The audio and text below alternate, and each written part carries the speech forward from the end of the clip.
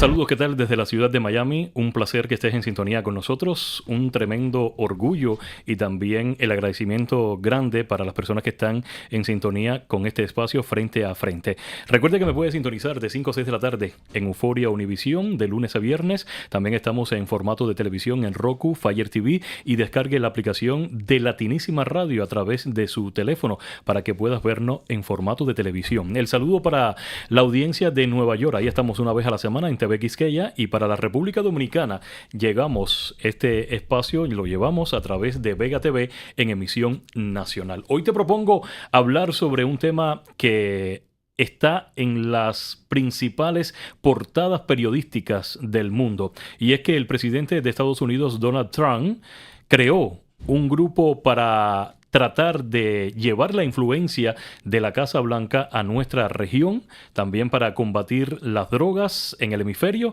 y, por supuesto, combatir todos los males, las pandillas en esos países y en todo el hemisferio, también combatir el éxodo, la ruta humana, la migración irregular, en fin. El escudo de las Américas, así lo bautizó el presidente Donald Trump, y hoy vamos a analizarlo aquí de frente a frente. Recuerde siempre que aquí no decimos las cosas con maquillaje, las decimos, como siempre, de frente a frente.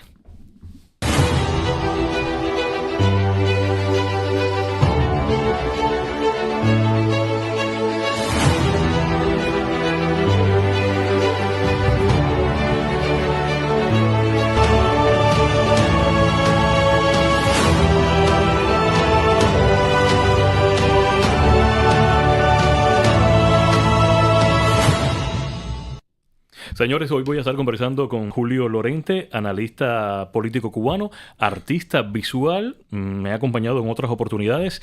Para mí es una de las personas que están muy bien preparadas, y siempre se lo digo, aunque es una persona modesta y no le gusta que se lo digan, pero la realidad, sus lecturas políticas, y está haciendo un trabajo tremendo en las redes sociales. Julio, bienvenido para analizar este tema.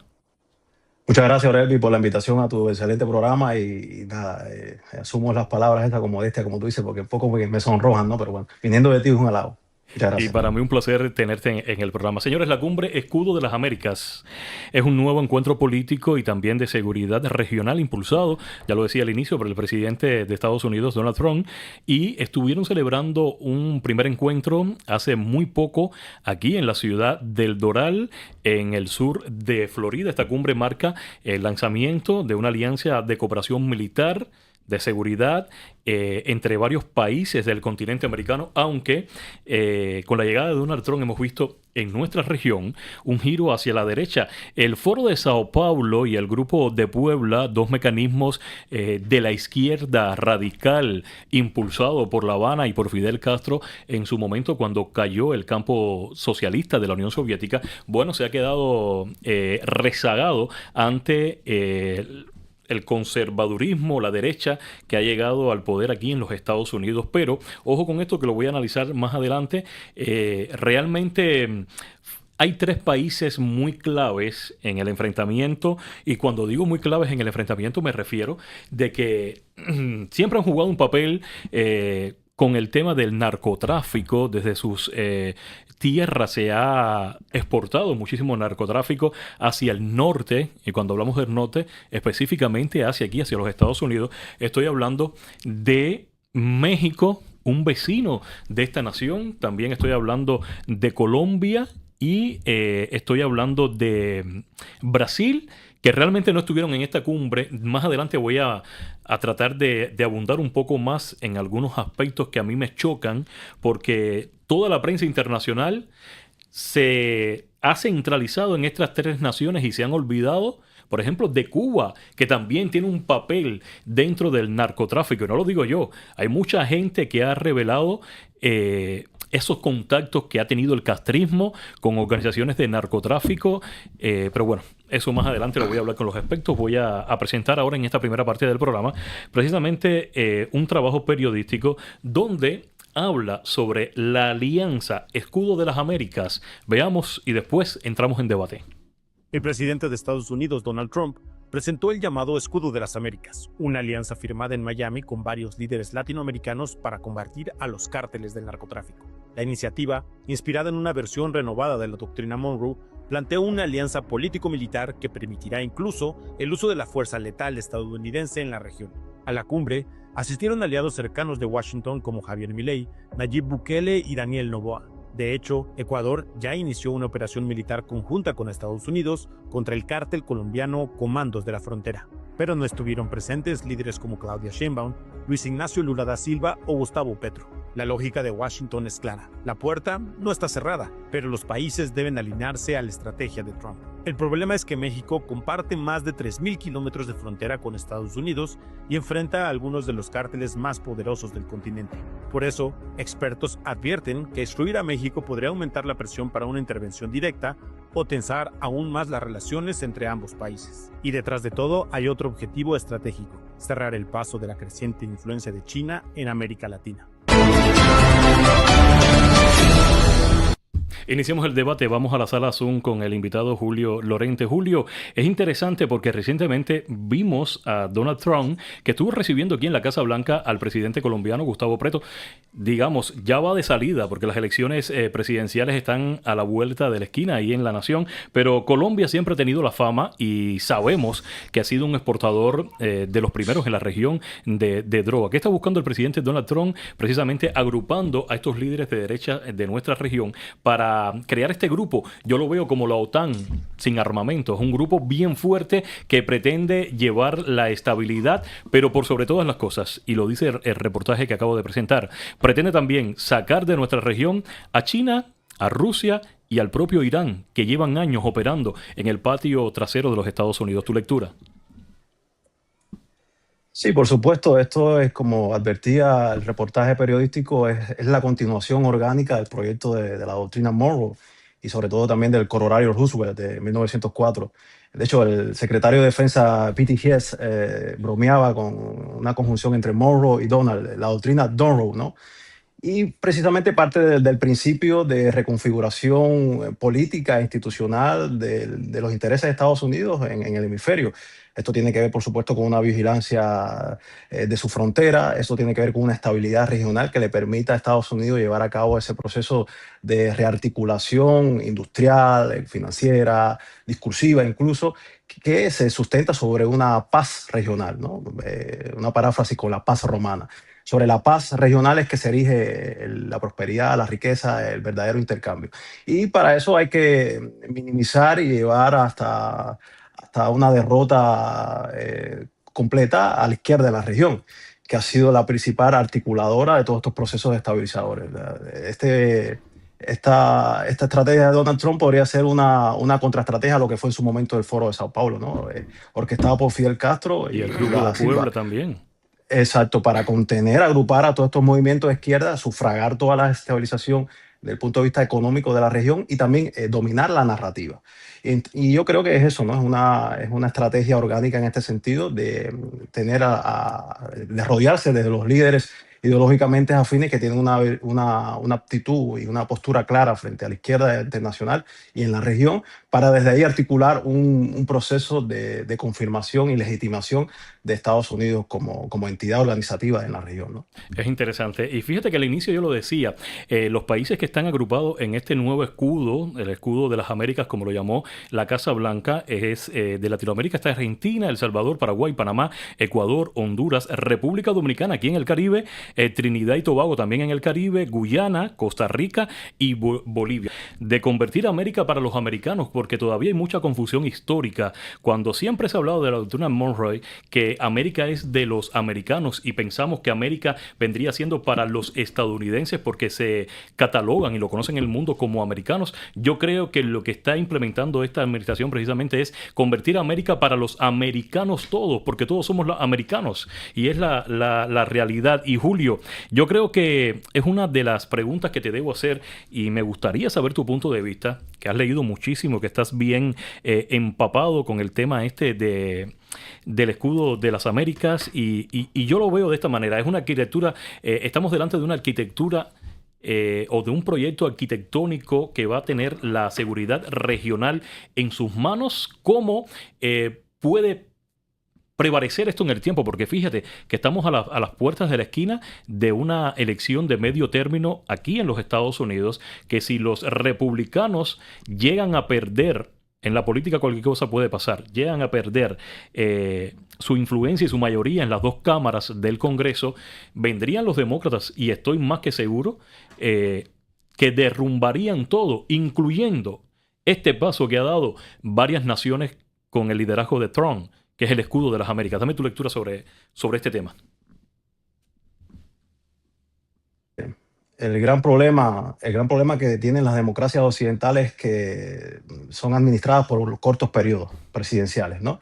Una vez se cambia el presidente, cambia el proyecto, el modelo, la cara. Fácilmente los demócratas podrían echar por tierra todos estos esfuerzos de reconstituir el hemisferio desde el liderazgo de Estados Unidos. Es por eso que la estrategia de Trump debería ser anclar jurídicamente los estatutos de este proyecto de manera blindada, en la que los propios demócratas no pudieran interceder una vez el sacado de la ecuación del poder en Estados Unidos, ¿no? Lo mismo debería pasar con una supuesta transición en Cuba, ¿no? Ser blindada desde el punto de vista jurídico para que la inversión extranjera pueda asentarse ahí sin riesgos ni temores a ser intervenidos nuevamente por un comunismo revitalizado. Por eso que digo que es importante establecer marcos jurídicos fuertes, contundentes, utilizando los mismos mecanismos constitucionales de Estados Unidos para que esta institución pueda ejercer su trabajo, que tiene que ver también con la importancia de Estados Unidos como imperio, y no podemos ruborizarnos con la palabra imperio. Nunca va a existir en la historia un vacío de poder, y Estados Unidos fue el traslato imperio, fue el imperio orgánico que sucedió a la debacle del imperio español. Lo mismo yo te puedo decir, región. Y yo te puedo aportar también, porque la gente de izquierda, estos movimientos de izquierda y estos países de izquierda siempre están con ese término, el imperio norteamericano. Bueno, señores, ustedes se han puesto a pensar lo mismo que está haciendo China en nuestra región, que ha sido imperialista, porque ha entrado a estos países como Cuba, Venezuela, Nicaragua, y le han abierto las puertas, han invertido dinero precisamente en estos países para controlar y para decirle también a los Estados Unidos, ojo, estamos bien cerca de ustedes. Entonces, que los de izquierda no me vengan a hablar de la palabra imperio, porque los chinos también son imperialistas. Y te hablé de tres países de la región, pero cuando analizamos el mapa geopolítico global, China, a través de la deuda, tiene colonizado a gran parte del mundo. No, precisamente es que esa publicidad es creada por la izquierda, precisamente. Es una invención de Lenin, con su famoso artículo El imperialismo como fase superior del capitalismo.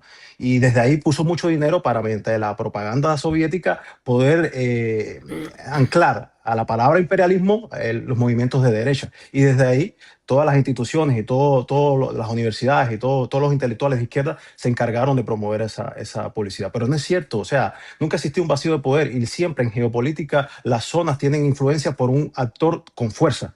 En el caso de China, mediante la deuda, mediante la economía administrada por los mecanismos de préstamo. Hay que advertir que China es la mayor tenedora de dólares después de Estados Unidos, y está dedicando esos dólares a hacerle préstamos a países africanos para colonizarlo mediante la deuda.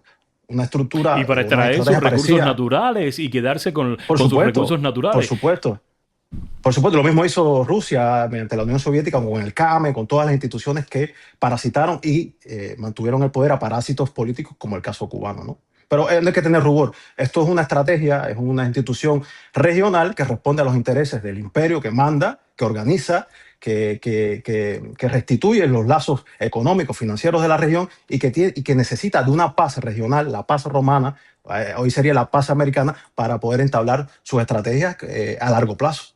Es interesante. Han sido 6 décadas de muchísimo sufrimiento, donde han existido presos políticos, donde han existido también destierros forzados, asesinatos por parte del castrismo hacia disidentes y personas que no comulgan con las ideas del totalitarismo impuesto en la isla desde el año 1959.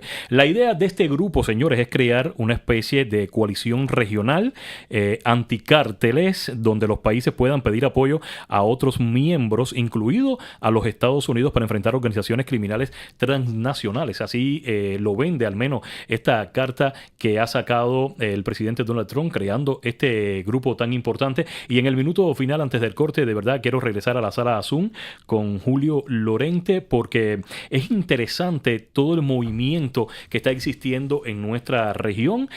Hay un giro tremendo hacia la derecha. Ya Venezuela, Julio, está en una transición que ha ido a pasos agigantados. Delcy Rodríguez está bien alineada a precisamente los intereses de los Estados Unidos, pero sigue quedando Cuba y también sigue quedando Nicaragua. Quiero tu lectura en un periodo bastante corto que viene para estos dos países que siguen siendo totalitarios, que siguen siendo dictaduras aquí en la región. No, para Cuba, el gobierno de Estados Unidos está apostando por un colapso orgánico del régimen en el que no tenga ni siquiera la necesidad de intervenir militarmente, sobre todo ahora con la crisis de la guerra de Irán, que eso pique se extiende, eso no será un proceso de rápida solución. Por lo tanto, la opción de intervención militar yo creo que está bien distante en relación geopolíticamente hablando con este conflicto. Yo creo que siempre desde el primer momento ha tenido claro Donald Trump que ese régimen es inútil, es incapaz de sustentar su propia maquinaria existencial. No tiene de dónde sacar dinero, no tiene de cómo seguir sobreviviendo sin la ayuda parasitaria de las naciones extranjeras que siempre legitimaron su estabilidad institucional. Y por lo tanto está apostando a eso, un colapso orgánico del régimen, y que luego de suceder puedan intervenir los proyectos de la oposición, las entidades internacionales, incluso ese exilio que siempre yo refiero con éxito económico, que podría ser un agente de cambio importante por su autonomía económica, ¿no? Y yo creo que es tiempo apostar por el colapso orgánico del régimen, que va a ser un colapso integral, porque lo que le pasa también al Partido Comunista de Cuba es que aún tiene, y conecto con una idea que tú planteas ahorita, cierta legitimidad discursiva. ¿Por qué? Porque hacia su interior no ha sufrido un resquebrajamiento, como sí pasó, por ejemplo, en la Unión Soviética, cuando el propio Nikita Khrushchev reveló públicamente los crímenes de Stalin. A partir de ahí, el Partido Comunista Soviético luchó constantemente con pugnas internas entre la facción estalinista y la facción no estalinista. Esto no ha pasado en Cuba. El aparato del poder sigue con una integralidad dominada por los Castro, y esto paradójicamente podría facilitar su caída, porque una vez que caiga esa base legitimadora, el edificio caerá completo y será más fácil operar, claro, con planes, con auspicios sobre todo financieros, porque no solamente es hacer política, el discurso no mueve a la realidad, ¿no? Es importante hacer alianzas financieras, económicas y sumarnos a las estrategias del presidente, que no solamente es ideológica. Trump no es un ideólogo. Trump es un maximalista que siempre está pensando en los efectos y en los resultados más que todo. Así que nada, yo pienso que la estrategia es el tiempo, la espera y el colapso orgánico del régimen. Te propongo hacer una pausa. Vamos a continuar en el segundo bloque del espacio hablando de la cumbre, Escudo de las Américas, lo que viene para la región. También vamos a hablar de Cuba. Primero que todo, un material para debatirlo como invitado. Es un material de archivo. Jorge Mascanosa, un líder del exilio cubano, un gran líder del exilio cubano, hoy por hoy ya no se encuentra entre nosotros, murió.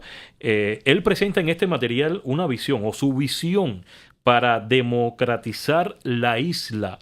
Veamos y después analizamos.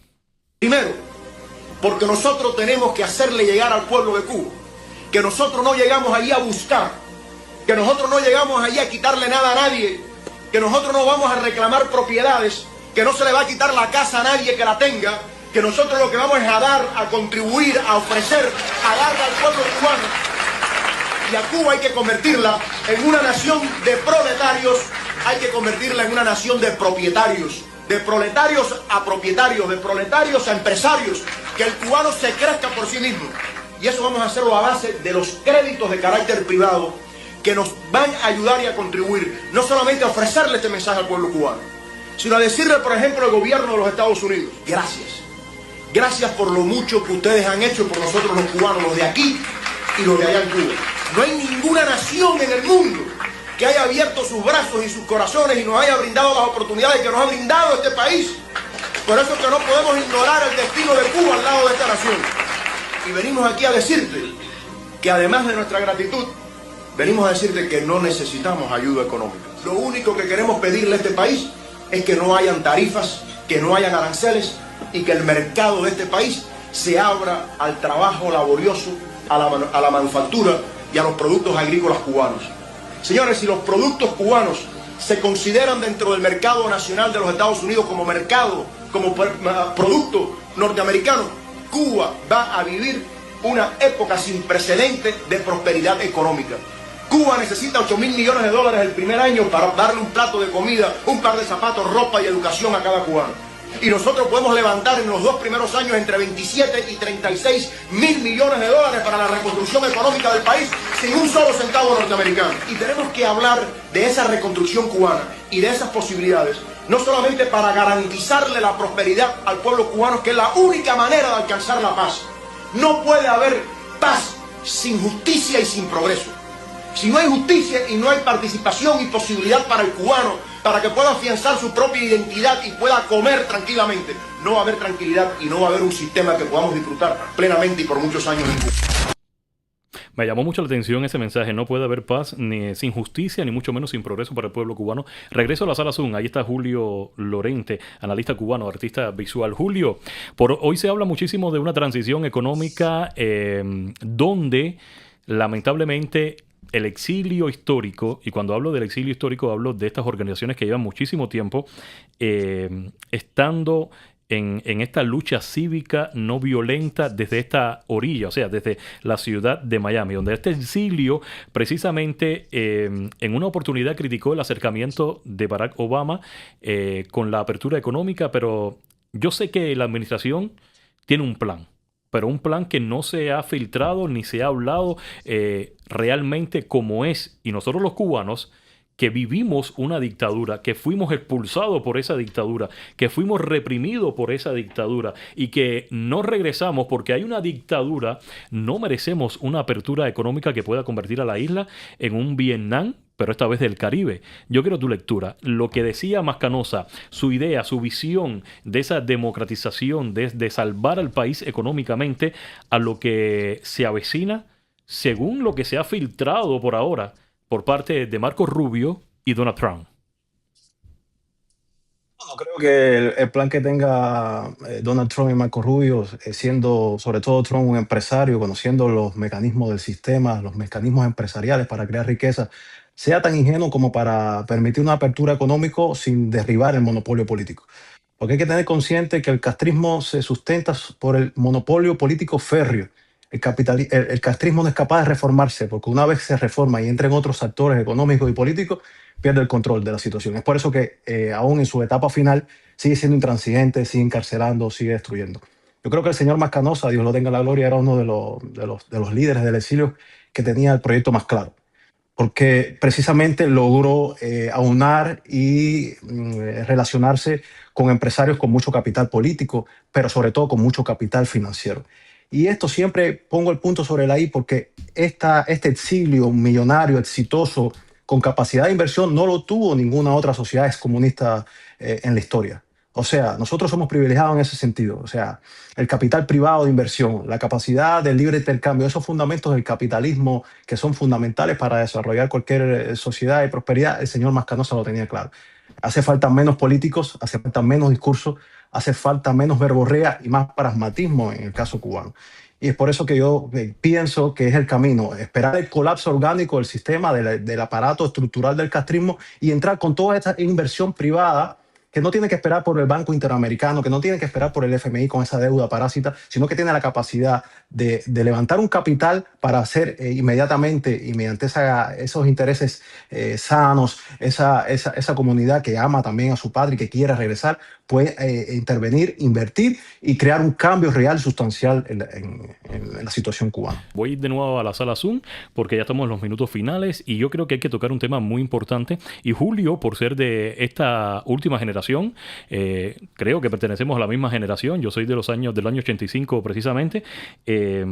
La mentalidad tan dañada que tienen los jóvenes dentro de Cuba, y no tan solo los jóvenes, sino la sociedad civil en general, el cubano de a pie, cómo pudiéramos ver un despertar no solo económico, sino también un despertar político y social.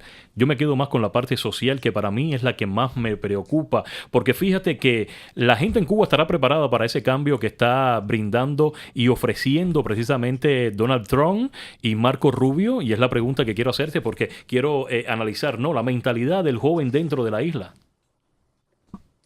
Bueno, el insigne pensador liberal Bastiat advertía que donde no entran las balas, entra el mercado.